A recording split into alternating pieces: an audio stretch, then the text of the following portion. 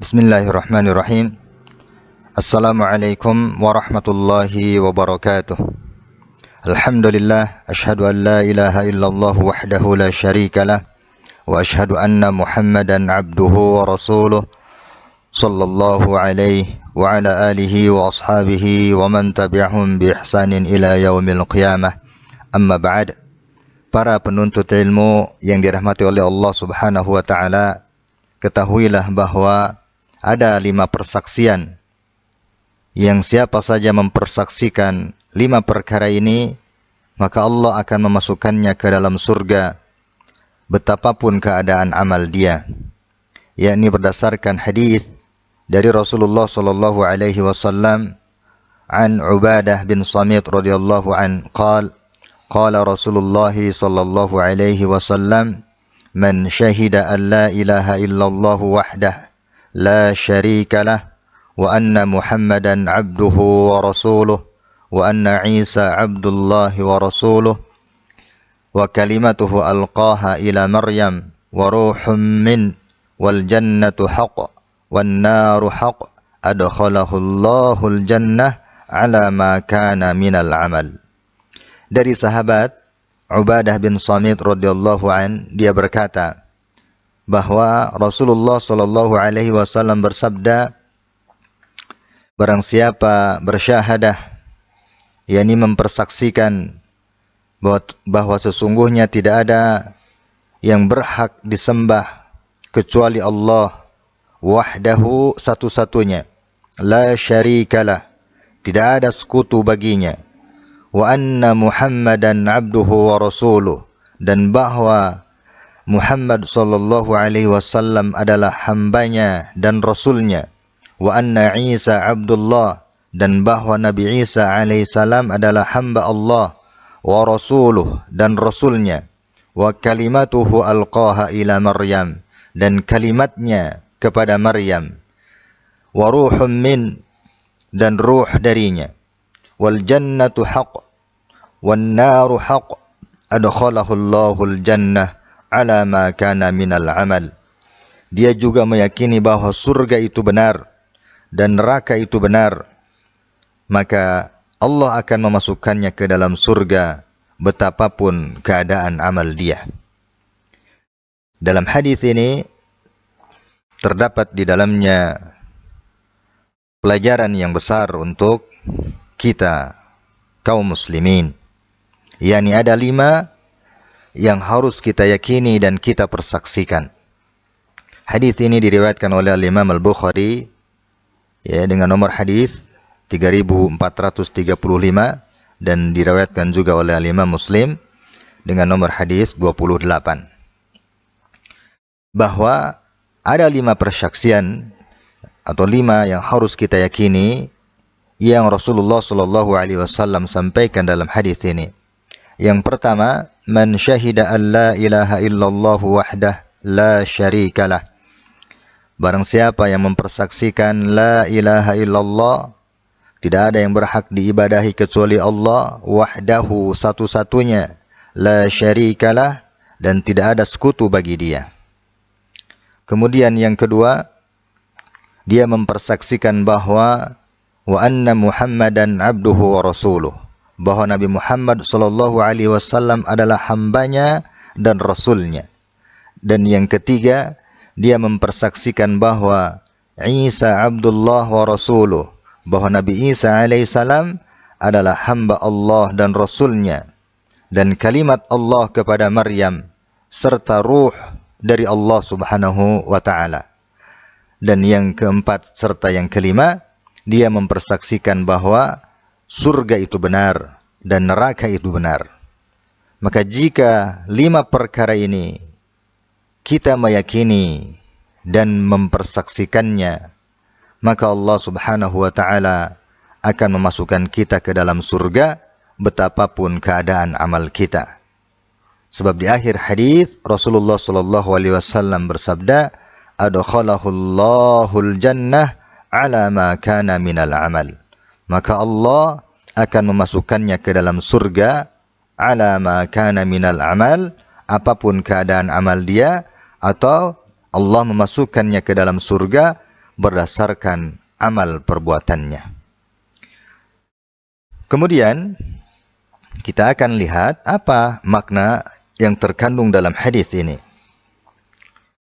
Melalui hadis ini Rasul sallallahu alaihi wasallam mengabarkan kepada kita dalam rangka menerangkan keutamaan dan kemuliaan tauhid, bahwa orang yang mengucapkan syahadatain atau dua kalimat syahadat dalam keadaan mengerti maknanya dan mengamalkan konsekuensinya secara lahir dan batin, menjauhi sikap berlebih-lebihan dan merendahkan hak dua nabi yang mulia, yaitu Nabi Isa alaihissalam dan Nabi Muhammad alaihi wassalatu wassalam.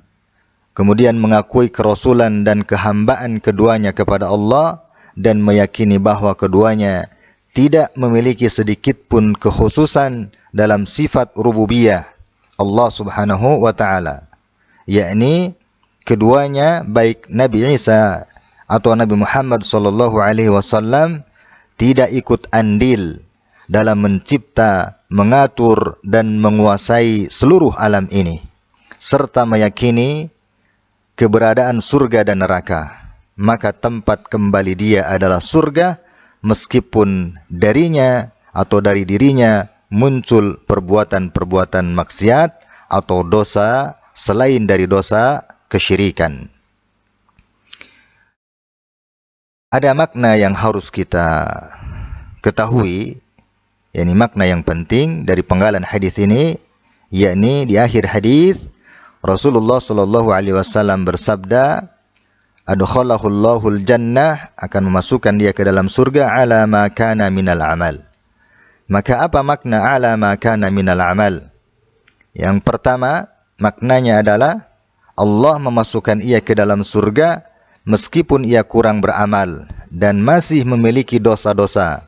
Sebab orang yang bertauhid dipastikan dia masuk ke dalam surga.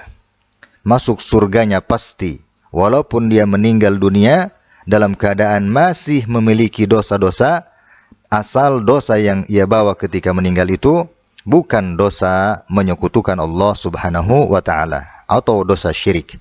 Kemudian makna yang kedua, bahwa Allah Subhanahu wa taala akan memasukkannya ke dalam surga. Adapun kedudukannya atau derajatnya di dalam surga sesuai dengan amalnya.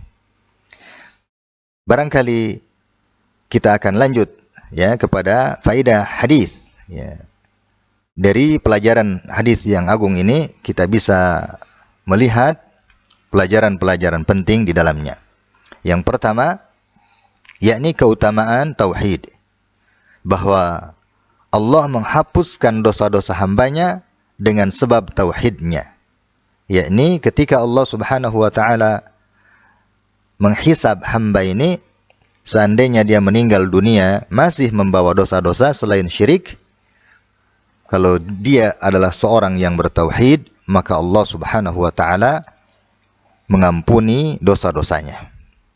Kemudian yang kedua, luasnya keutamaan dan kebaikan Allah Subhanahu wa taala.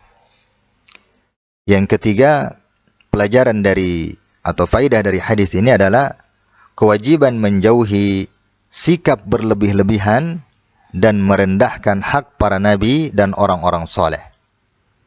Maka kita tidak boleh mengingkari keutamaan mereka, tidak pula berlebih-lebihan terhadap mereka sampai memalingkan suatu ibadah kepada mereka, seperti perbuatan sebagian orang-orang yang tidak berilmu dan sesat. Ini dua hak bagi para nabi dan Rasul Allah Subhanahu wa taala.